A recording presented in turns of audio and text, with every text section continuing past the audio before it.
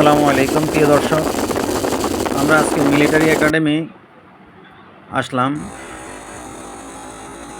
এখানে যে বিষয়টি লক্ষণীয় সেটা হচ্ছে মিলিটারি একাডেমি গেটটার দুই পাশেই বিভিন্ন ধরনের সৌন্দর্যবর্ধক ফুল রয়েছে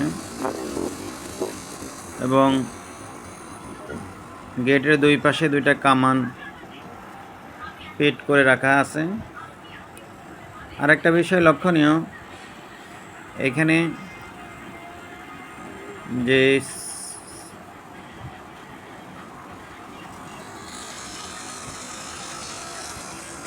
ট্রাফিক সিগন্যালটা রয়েছে, পুলিশ ছাড়াই অটো ট্রাফিক সিগন্যাল মেনটেন করা হয়।